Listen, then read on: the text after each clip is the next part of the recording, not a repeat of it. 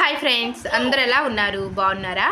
So ఇది వచ్చి నా దగ్గర ఆల్రెడీ మా ఫ్రెండ్ ఒక అమ్మాయి టైలరింగ్ నేర్చుకుంటుందని చెప్పాను కదా, తనే మార్కింగ్ చేసింది. మార్కింగ్ చేసిన తర్వాత నిన్ను చూపించమన్నాను ఎంతవరకు చేసింది, ఏంటి, బాగా చేసిందా లేదా, సో మెజర్మెంట్ అంతా ఎలా తీసుకుంది అనేది. ఇక్కడైతే ఫస్ట్ నడుము లూజ్ అండి. సో ఒక ½ ఇంచ్ మనం ఖర్చుకు విడిచిపెట్టుకున్నాం కింద. అయితే అలాగే నడుము లూజ్ వచ్చేసరికి మనకి మొత్తము 32.5 32.5 ఇంచులు. సో ఇందులో మనకి 4వ భాగం తను తీసుకుంది. అలాగే 1 ఇంచ్ వచ్చేసరికి మనకి బ్యాక్ డాట్స్ గురించి పెట్టింది, 1.5 ఇంచు ఖర్చుల గురించి పెట్టింది.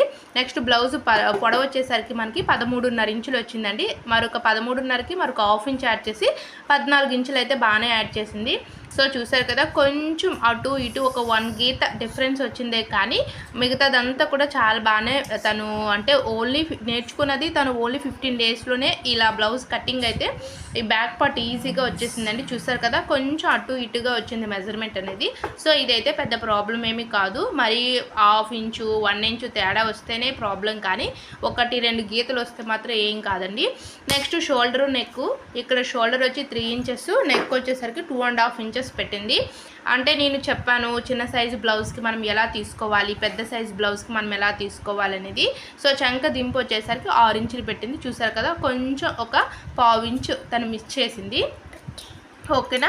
సో చూసారా, ఈ విధంగా మనం ఈ చివరి కూడా చంక దింపు పెట్టుకునేటప్పుడు ఈ చివరి కూడా 6 ఇంచులు పెట్టుకున్నాం అనుకోండి, మనకి లైన్ అనేది మరి క్రాస్గా కాకుండా స్ట్రైట్గా వస్తుంది. సో కొంచెం ఒక ½ ఇంచ్ అనుకుంటా తగ్గింది.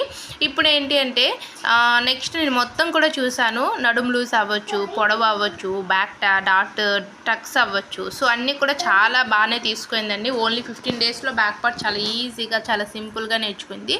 నెక్స్ట్ ఈ బ్యాక్ నెక్ ఇక్కడ వచ్చేసరికి మనకి 4.5 వచ్చింది. సో ఇక్కడ కూడా ఒక ½ ఇంచ్ తను మిస్ చేసేసింది. సో ఈ ½ ఇంచ్ అయితే నేను ఇలా మార్కింగ్ చేసేసాను. చూసారు కదా, ఈ నెక్ డీప్ కూడా మనకి దగ్గర 9.5 ఇంచుల ఆ రేంజ్లో ఉందండి. సో ఇది బ్యాక్ నెక్ డీప్ ఇది డీప్ నెక్ అన్నమాట. పైన మనకి 2.5 పెట్టుకున్నాం కాబట్టి నెక్ క్రింద మరొక ½ ఇంచ్ యాడ్ చేసేసుకొని 3 ఇంచులు పెట్టుకుంటే మనకు కరెక్ట్గా సరిపోతుంది. రౌండ్ మార్కింగ్ అయితే తను పర్లేదండి, బాగానే ఇచ్చింది. అంటే చాలాసార్లు ప్రాక్టీస్ చేసిందిలండి. నెక్స్ట్ నడుము లూజ్ని చూసుకుంటూ మనం చెస్ట్ లూజ్ని కూడా మార్క్ చేసుకోవచ్చు. మనకి నడుము లూజ్ వచ్చి 8 ఇంచులు వచ్చింది కదా, దానికి 1.5 కలుపుకుంటే 9.5 అండి. ఈ 9.5ని కూడా మనం ఈ విధంగా మార్క్ చేసుకోవాలి. సో ఇది కూడా క్లియర్గా మార్క్ చేసేసింది తను. మనకేం లేదు, బ్యాక్ నెక్ డీప్ నెక్ అయితే మాత్రము మనం 1.5 కలుపుకుంటే సరిపోతుంది పెద్ద సైజు బ్లౌజులకి. సో తనైతే కరెక్ట్గా మార్క్ చేసేసింది, 9.5 వచ్చింది. అలాగే ఇక్కడ ఏంటి అంటే మనకి ఈ రౌండ్ దగ్గర కూడా ఆర్మ్ రౌండ్ ఉంటుంది కదా, ఈ రౌండ్ కూడా తను బాగానే మార్కింగ్ చేసింది. ఇంకా డైరెక్ట్గా రౌండ్ స్కేల్ కూడా తీసుకుందండి. నేను ఆల్రెడీ మొత్తం టైలరింగ్ మెటీరియల్స్ అన్నీ కూడా తనకి చెప్పాను, అన్నీ తీసుకుంది.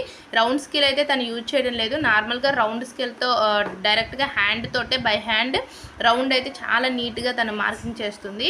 సో చూసారా, 1.5 ఇంచులు అయితే మనం ఇక్కడ పెట్టుకోవాలి. ఈ 1.5 ఇంచులు ఎందుకు అంటే ఇది మనకి పెద్ద సైజ్ బ్లౌజ్ కాబట్టి 1.5 ఇంచులు పెట్టుకోవాలి.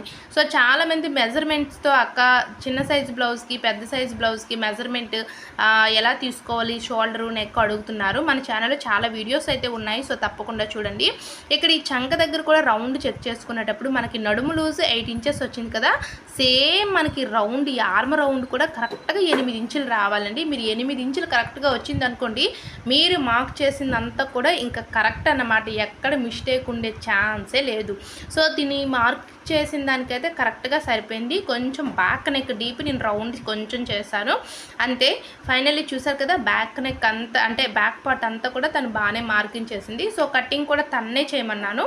అంటే మార్కింగ్ చేస్తే సరిపోదు, కటింగ్ కూడా నీట్గా రావాలి. రౌండ్ దగ్గర ఎలా తిరగాలి, సో రౌండ్ దగ్గర మనకి హ్యాండ్ అనేది తిరగాలన్నమాట. సో సిజర్ తోటి ఒక్కొక్కసారి పేపర్ పైన అనుకోండి, పేపర్ పోయినా పర్వాలేదు, కానీ డైరెక్ట్గా తను క్లాత్ పైనే అంటే ఒక దగ్గర నేను ఒక 4 times or 5 times పేపర్ పైన కట్ చేయించాను. సో బాగానే కట్ చేసిందని ఇంకా డైరెక్ట్గా ఈ విధంగా క్లాత్ పైన మార్కింగ్ అయితే చేసేసి తన్నే కట్ చేయమన్నానండి. సో బాగానే కట్ చేసింది. సో మీరు కూడా చాలా ఈజీగా త్వరగా టైలరింగ్ నేర్చుకోవాలి అంటే మన ఛానల్లో చాలా వీడియోస్ చిన్న టిప్స్ అయితే ఉన్నాయండి. టిప్స్ ఫాలో అయ్యారనుకోండి మీకు టైలరింగ్ చాలా ఈజీగా వచ్చేస్తుంది, ఇందులో డౌటే లేదు. మీకు ఏమైనా డౌట్స్ ఉంటే నాకు కామెంట్ సెక్షన్లో కామెంట్ చేశారనుకోండి, మీకు రిప్లై అనేది తప్పకుండా ఇస్తాను. మీకు ఏదైనా అర్థం అవ్వకపోయినా, సో ఈ నడుము loose, chest loose, shoulder, neck ఎలా తీసుకోవాలి మీకు అర్థం అవ్వకపోయినా మన ఛానల్లో వీడియోస్ ఉన్నాయి, చూడండి. వీడియో నచ్చితే లైక్ చేయండి. Thanks for